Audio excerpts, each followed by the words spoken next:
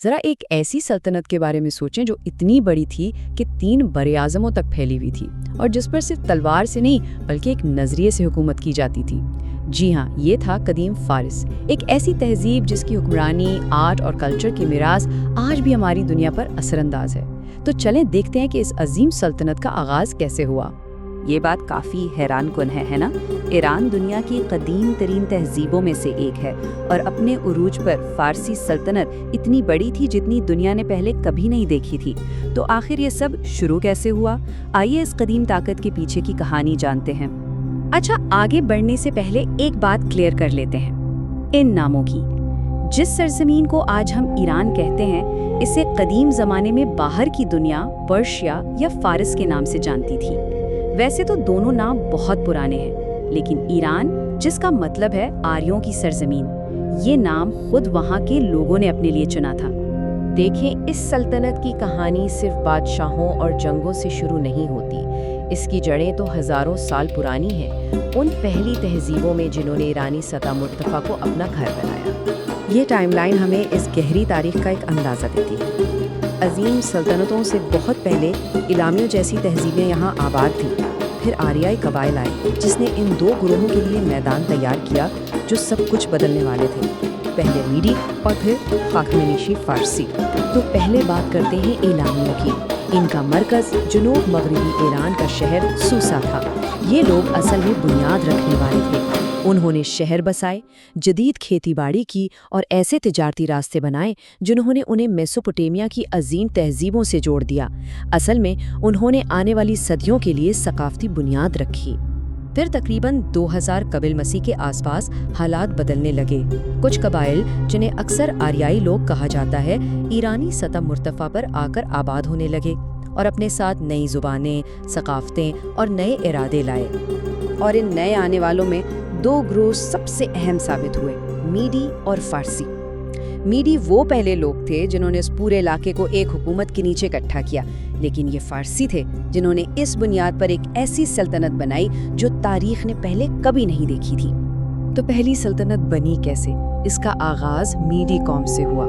उन्होंने अपनी फ़ौजी ताकत का इस्तेमाल करते हुए इलाके के बिखरे हुए कबीलों को इकट्ठा किया और एक मुनज़्ज़म हुकूमत बनाई। हालांकि उनकी अपनी सल्तनत ज़्यादा अरसा नहीं चली, लेकिन उनकी सबसे बड़ी कामयाबी वो इस्तेहकाम था जिसने आगे चलकर फ़ारसियों के उरूज का रास्ता बनाया। और ये उरूज तारीख़ की एक सबसे मशहूर शख्सियत की शक्ल में आया, साइरस आज़म। ये उनका विजन था जिसने हक़ामनशी सल्तनत यानी पहली हकीकी फ़ारसी सुपर पावर को जन्म दिया।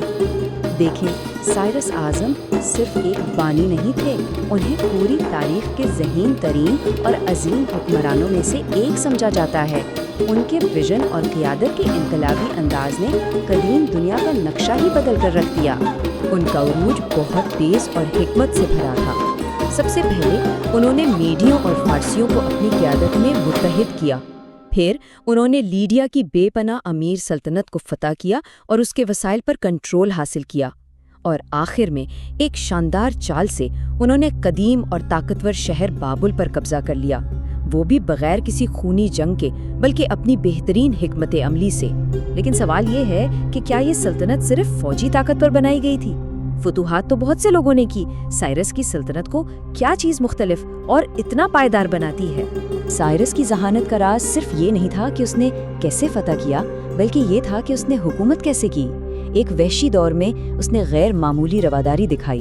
उसने मफ्तूहा लोगों के मज़हब का एहतराम किया, मुकामी रस्म व रवाज को चलने दिया और बगावतों को रोकने के लिए दहशत के बजाय इंसाफ का इस्तेमाल किया।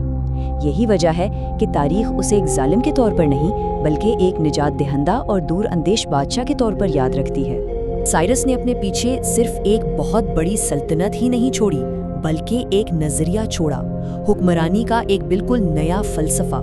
और ये विजन हैरत अंगेज तौर पर हज़ारों सालों तक कायम रहा। और उनके उसूलों का सबसे बड़ा सबूत किसी अजीम यादगार से नहीं, बल्कि पक्की मिट्टी के एक छोटे से सिलेंडर से मिलता है जो सदियों बाद दरियाफ्त हुआ। ये है वो मशहूर साइरस सिलेंडर। इसकी सतह पर बाबिल को फतह करने के बाद खुद साइरस का एक ऐलान लिखा हुआ है। आज बहुत से लोग इसे दुनिया के पहले इंसानी हुकूक के चार्टर में से एक मानते हैं। जरा सोचिए, इस पर क्या लिखा है? میں اعلان کرتا ہوں کہ میں اپنی سلطنت کی قوموں کی روایات، رسم و رواج اور مذاہب کا احترام کروں گا۔ میں اپنے کسی بھی گورنر کو ان کی تذلیل یا توہین کرنے نہیں دوں گا۔ اپنے وقت کے لیے یہ ایک بالکل انقلابی اعلان تھا۔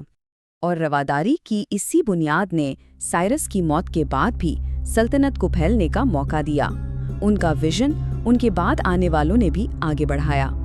سائرس کے بعد ان کے بیٹے کمبوجیا دوم نے تخت سنبھالا اور سلطنت کی سرحدوں کو اور بھی آگے بڑھایا۔ جیسا کہ یہ چارٹ دکھاتا ہے، اس نے قدیم اور امیر مصر کی سلطنت کو بھی پارسی حکومت میں شامل کیا، جس سے یہ وسیع سلطنت اور بھی زیادہ طاقتور ہو گئی۔ اپنے عروج پر ہخامنشی سلطنت 3 برے اعظموں پر پھیلی ہوئی تھی، جو اس کی وسعت اور طاقت کا ایک زبردست ثبوت ہے۔ تو آخر میں قدیم فارس کی کہانی ہمیں ایک بہت بڑے سوال کے سامنے لا کھڑا کرتی ہے۔ ایک عظیم سلطنت کو واقعی کیا چیز عظیم بناتی ہے؟ کیا یہ وہ زمینیں ہیں جنہیں وہ فتح کرتی ہے، یا پھر وہ اصول جن پر وہ قائم رہتی ہے؟ سائرس کی میراث بتاتی ہے کہ حقیقی طاقت جو ہزاروں سال تک قائم رہتی ہے، شاید حکمت اور انسانیت میں ہی پائی جاتی ہے۔